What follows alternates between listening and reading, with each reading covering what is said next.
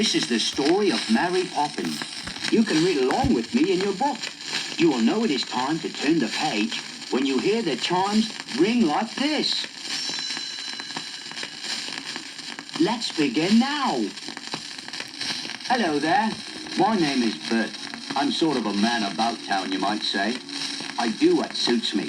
Sell kites, clean chimneys, or paint pictures on sidewalks. Today it suits me to be a one-man band. Why don't you come with me? London is grand this time of year. Well now, here we are at Cherry Tree Lane. And over there is number 17, where the Banks family lives. Not too long ago, something very unusual and very wonderful happened at the Banks home. Let me tell you the story. Mr. Banks, you see, worked all day in a bank, and Mrs. Banks was always busy with club meetings and such. So Jane and Michael, the Banks children, had to have a nanny, which is a person who looks after children. Jane and Michael had had several nannies, and on this particular day, the latest one had just left, informing Mr. and Mrs. Banks that they'd have to find someone else to look after their little monsters. Jane and Michael weren't really naughty. The nanny simply misunderstood. She thought the children had run away from her when all they'd done was follow their kite. Constable Jones tried to explain when he brought the children home, but the nanny wouldn't listen. Now Mr. and Mrs. Banks had to find still another nanny. The way to do that was to place an advertisement in the newspaper, calling for someone firm and sensible. Jane and Michael, of course, had their own idea about the kind of person who should be their nanny, and to help their father, they wrote an advertisement for him. Wanted, a nanny, must have cheery disposition, rosy cheeks, and be willing to play games. When Mr. Banks saw the children's advertisement, he called it ridiculous nonsense. He tore it up, threw it in the fireplace, and wrote the advertisement himself. But late that night, a strange breeze blew down the Banks chimney and carried the pieces up into the night sky.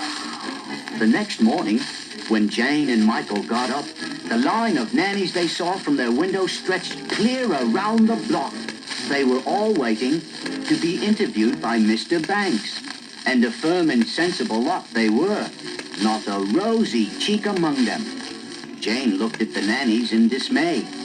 I don't understand, Michael. They're not what we advertised for at all. But just then, a wind started blowing from the east. Down Cherry Tree Lane, the east wind blew, growing stronger and stronger. Finally, it picked up all those firm and sensible nannies and blew them away. Before Mr. Banks even knew they were there, every last one of them was gone. Jane and Michael watched in glee from the nursery window. Then riding toward them on the east wind, a person holding a black umbrella approached. Oh, look, Michael, it's her! Our nanny! Rosy cheeks and everything! The rosy-cheeked person landed on the doorstep of number 17. She promptly marched in and said, Mr. Banks, I am the new nanny. And before Mr. Banks even knew what had happened, she slid up the banister to the nursery. My name's Mary Poppins, she said, taking off her coat and hat. Come along, children. We'll begin with a game called Let's Tidy Up the Nursery. Jane didn't like the sound of that. Are you sure it's a game, Mary Poppins? That depends on your point of view. You see, in every job that must be done, there is an element of fun. Combine the fun and snap. The job's a game. Just a spoonful of sugar helps the medicine go down. The medicine go down. Medicine go down. Just a spoonful of sugar helps the medicine go down. In the most delightful way. In every job that must be done, there is an element of fun. You find the fun and snap. The job's a game. you undertake becomes a piece of cake. A love as green, it's very bittersweet. Mary Poppins snapped her fingers, and sure enough, Let's Tidy Up the Nursery became a magical game. Toys put themselves away. Beds made themselves. Clothes hung themselves up. And soon, the nursery was neat as a pin. The children were delighted. Mary Poppins, you're wonderful. Of course. And now you must get some sleep. Tomorrow we'll have an outing in the park.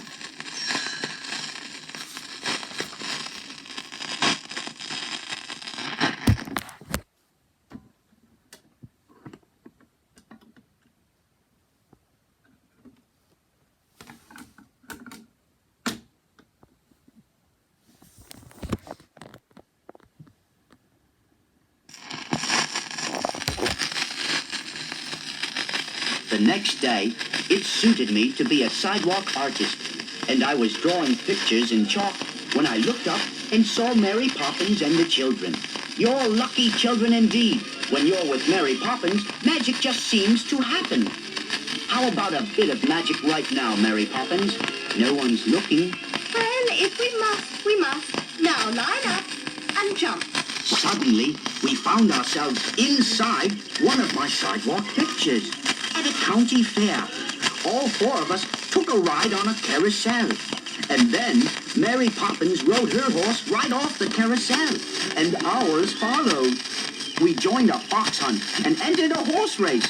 Oh, we had a jolly time. That evening, when Mary Poppins tucked the children in, Jane had a request. Oh, Mary Poppins, we had the most wonderful day. Promise you'll never leave us. That's a pop crust promise. Easily made, easily broken. I shall stay until the wind changes. Now, go to sleep. Tomorrow you are going on an outing with your father to the bank where he works. Jane and Michael were surprised. Really? Father has never taken us anywhere before. Indeed, he hadn't been too pleased with Mary Poppins when he had heard about the children's recent adventure. Really, Mary Poppins, the children's outing should be practical, educational. And Mary Poppins agreed. I quite see your point, Mr. Banks. Tomorrow the children shall be at your side. Bright and early the next morning, the children set off for the bank with their father. Michael had brought some coins with him to buy food for the birds. But Mr. Banks wouldn't hear of that. You must put your money in the bank where it will earn interest. Give it to me. All of a sudden, the outing with their father lost all its promise of fun, and Jane and Michael let go of his hands. They ran off and got themselves lost. It was a good thing they ran into me. That day, it suited me to be a chimney sweep, and the children were happy to see me, but they were still upset. Oh, Bert, Father tried to take Michael's money. He doesn't like us at all. I put a stop to that kind of talk. Your father loves you very much. It's him I feel sorry for. There he is all day in that cold, heartless bank. And nothing to keep him company but money. That made them think twice. Jane and Michael decided to apologize. Come along, then, I said. It's my day to clean your chimney. I'll take you home. But before I could even get started on their chimney, Mary Poppins had a surprise for us. In a twinkling, she whisked us all up the chimney and out onto the rooftop. We gazed out over the rooftops of London. What a beautiful sight, said I. And who gets to see it from up here but the birds, the stars, and the chimney sweeps? We danced and sang and had a regular party. When you're with Mary Poppins, the most magical things seem to happen. Jane and Michael felt much better after their party on the rooftop, and they went straight to their father. Michael offered him his coins to put in the bank. Mr. Banks smiled. Keep your money, Michael. I was only doing what I thought best for you.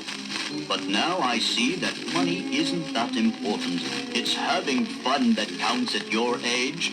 And from now on, I'm going to spend a lot more time with you both. And Mr. Banks gave the children a hug and went off to make them a kite. Then the whole Banks family went to the park together. For the first time in ever so long, they flew their kite and had a grand time. The wind had changed, and everyone wanted to fly a kite. I was the only one who noticed Mary Poppins sailing away on the west wind. Goodbye, Mary Poppins, I waved.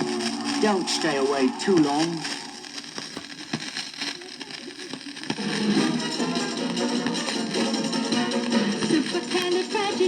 Supercalifragilisticexpialidocious. Even though the sound of it is something quite atrocious.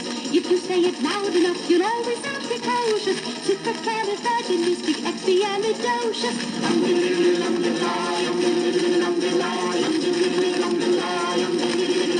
Because I was afraid to sleep when I was just a lad. Me father gave me nose a tweak and told me I was bad. But then one day I learned a word that saved me aching nose. The biggest word you ever heard, and this is how it goes. Oh, supercalifragilisticexpialidocious. Even though the sound of it is something quite atrocious. If you say it loud enough, you'll always sound precocious. Supercalifragilisticexpialidocious.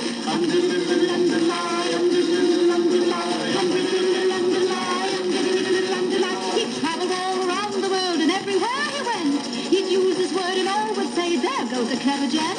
When Dukes and Maharajas pass the time of day with me, I say me special word and then they ask me out to tea. Supercalifragilisticexpialidocious. Even though the sound of it is something quite atrocious. If you say it loud enough, you'll always sound precocious. Supercalifragilisticexpialidocious.